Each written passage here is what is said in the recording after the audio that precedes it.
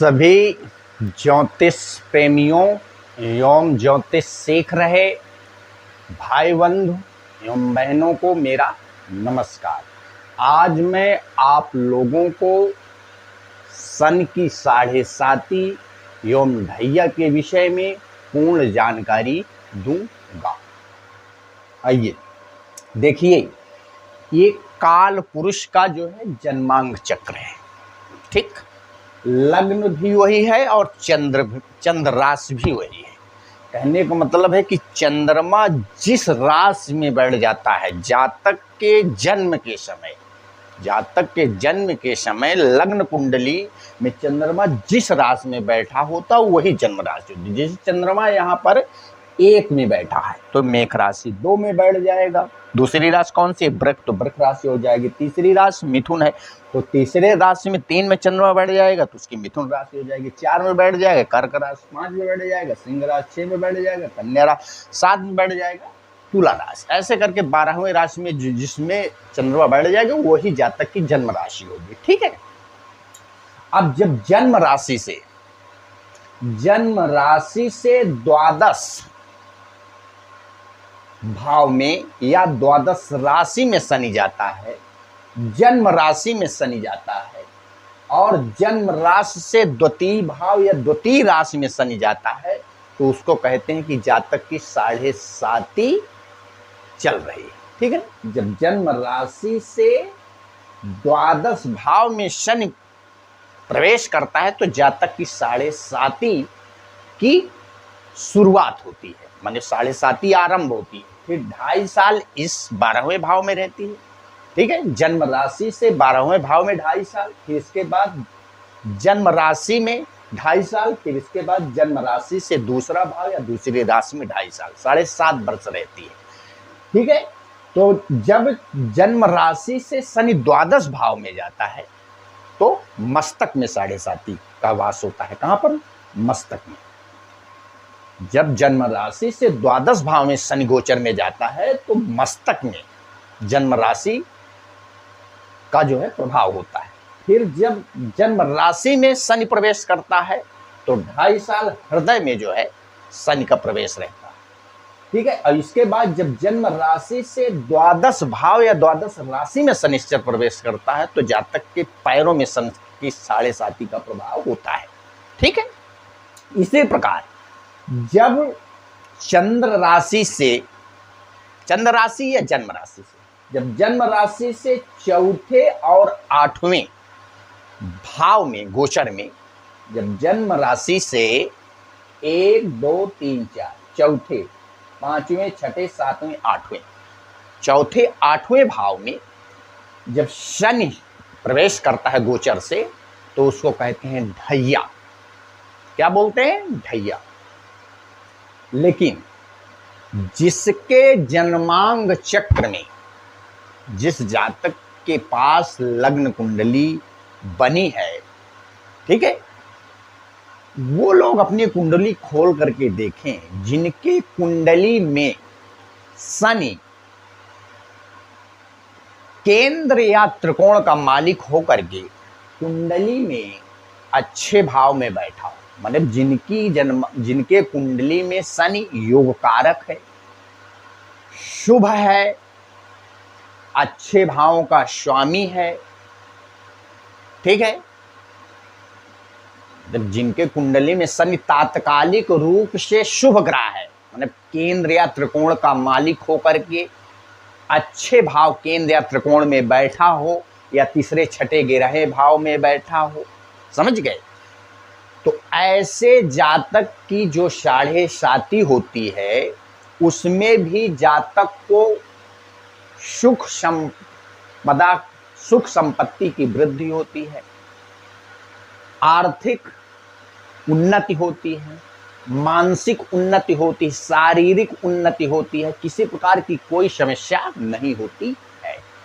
इसी प्रकार यदि जन्म राशि से चौथे, 8वें, 12वें मतलब ढैया चल रही है, जन्म राशि से चौथे, 8वें शनि बैठा है तो ढैया में यदि आपकी जन्म कुंडली में शनि योग कारक है, अर्थात मतलब अच्छे भावों का स्वामी है, तात्कालिक रूप से शुभ ग्रह है, केंद्र त्रिकोण का मालिक होकर के मतलब त्रिकोण भाव में बैठा हो, ठीक है, या केंद्र भाव में बैठा हो, लेकिन जहां भी बैठा वहां पे मित्र राशिस्थ हो, उच्च राशिस्थ हो, मूल त्रिकोणस्थ हो, या स्वराशिस्थ हो, या स्वनवांश में हो, या उच्च नवांश में हो, या मित्र निमित्र नवांश में हो।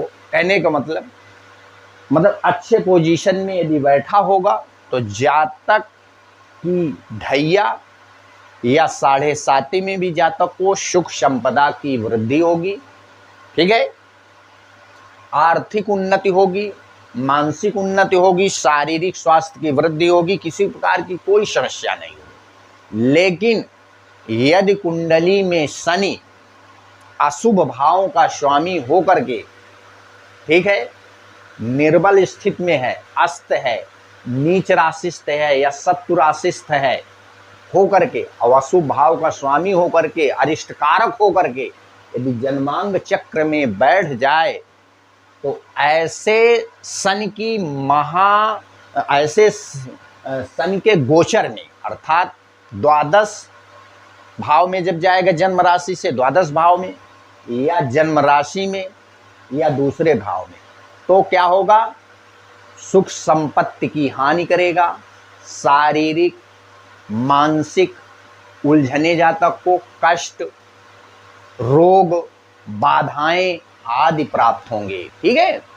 तो कहने का मतलब है कि यदि जब अब देखिए कि शनि किस पाद का है भाई, 4 प्रकार के पैरों के साथ जो है शनि गोचर में आता है, स्वर्णपाद, ताम्रपाद, ताम्रपाद, रजतपाद और लौहपाद। तो जब जन्म राशि से शनि पहले, अर्थात चंद्रमा के साथ शनि बैठा हो, या 6ठे भाव में शनि बैठा हो, या 11वें भाव में शनि बैठा हो, माने जन्म राशि से पहले 6ठे और 11वें भाव में यदि शनि बैठा है तो हम कहेंगे कि स्वर्ण पाद का शनि जो है वो गोचर में चल रहा है। तो इसमें जातक को क्या होगा, जातक के सुख संपत्ति का हानि होगी, आर्थिक मानसिक शारीरिक कष्ट, उलझन, रोग, बाधाएं आदि प्राप्त होंगी, ठीक है। और जब शनि जन्म राशि से दूसरे, 5वें और 9वें भाव में गोचर में प्रवेश करता है तो इसको हम कहते हैं रजत पाद का शनि। रजत पाद के शनि में जातक को सुख संपत्ति की वृद्धि होती है, शारीरिक बल की वृद्धि होती है, शारीरिक स्वास्थ्य उत्तम रूप से होता है, आर्थिक उन्नति होती है, मतलब आर्थिक उन्नति होती है, मानसिक उन्नति होती है, ठीक है, और दुख कष्ट का निवारण हो जाता है। मतलब यहाँ इस पे सुख मतलब वृद्धि होती है, सुखों की वृद्धि होती है, ठीक है। अब जब जन्म राशि से शनि तीसरे, 7वें और 10वें भाव में गोचर में प्रवेश करता है तो इसको हम कहते हैं ताम्रपाद का शनि। क्या कहते हैं, ताम्रपाद का। ताम्रपाद के शनि में भी जातक के सुख संपत्ति की वृद्धि होती है, मानसिक वृद्धि होती है, मानसिक उन्नति होती है, शारीरिक स्वास्थ्य की उन्नति होती है, ठीक है, आर्थिक रूप से खूब जातक उन्नति करता है, नौकरी कार व्यवसाय धंधे में भी उन्नति होती है। कहने का मतलब है कि सुख की प्राप्ति होती, सुख वैभव स्वास्थ्य सब की वृद्धि होती है इसमें, ठीक है, मतलब सुख फल प्राप्त होते हैं। अब जब जन्म राशि से शनि चौथे, 8वें और 12वें भाव में प्रवेश करता है गोचर में तो इसको हम कहते हैं लौहपाद का शनि। ये शनि कहने का मतलब है इसमें अशुभ फल की प्राप्ति होती है, मतलब सुख संपत्ति का नाश होता है, शारीरिक स्वास्थ्य की अवनति होती है, हानि होती है, निर्बल होता है शरीर, रोगों से कष्टों से जो है घिरा रहता है इस अवस्था में जो है शरीर, ठीक है। और आर्थिक उन्नति न होकर के अवनति होती है, आर्थिक हानि होती है, पैसे रुपए का नुकसान होता है, बाधाएं आती हैं तरह तरह की, समस्याएं आती हैं, संघर्ष तरह तरह की, ऐसे, ठीक है ना, इसमें अशुभ फलों की प्राप्ति होती है। ठीक, कहने का मतलब है कि जन्म राशि से पहले छठे 11वें भाव में शनि गोचर में प्रवेश करे तो स्वर्ण पाद का, दूसरे 5वें 9वें पे करे तो रजत पाद का, और यदि जन्म राशि से तीसरे 7वें और 10वें भाव में है तो ताम्र पाद का शनि, इसमें भी जातक को शुभ फलों की प्राप्ति होती है। और जन्म राशि से चौथे और 8वें और 12वें भाव में शनि हो तो इसको हम कहते हैं लव पाद का शनि, इसमें जातक को अशुभ फलों की प्राप्ति, मतलब स्वर्ण और लव पाद में जो है अशुभ फलों की प्राप्ति होती है, रजत और ताम्र में शुभ फलों की प्राप्ति होती है। तो कहने का मतलब है कि सभी लोगों को अपने जीवन काल में ढैया या 7.5 में अशुभ फलों की प्राप्ति नहीं होती है।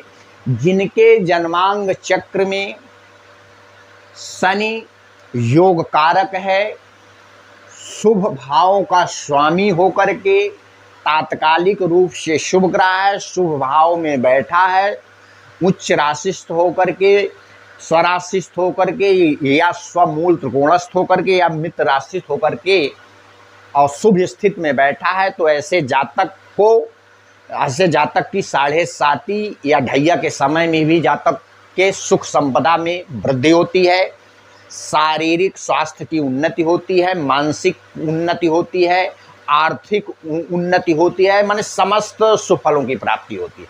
लेकिन यदि कुंडली में जन्मांग चक्र में जातक के शनि अशुभ भावों का स्वामी होकर के तात्कालिक रूप से अशुभ ग्रह है, अरिष्टकारक ग्रह है, कहने का मतलब, और तो कहने का मतलब है कि ऐसे जातक की 7.5 या ढैया में अशुभ फलों की प्राप्ति होती है, अर्थात सुख संपत्ति की हानि होती है, मानसिक शारीरिक तरह तरह के जो है कष्ट जातक को प्राप्त होते हैं, रोग आते हैं, बाधाएं आती हैं, ठीक है, और आर्थिक उन्नति न होकर के अवनति होती है, धन का नाश होता है, ये सब अशुभ फल प्राप्त होते हैं जातक को।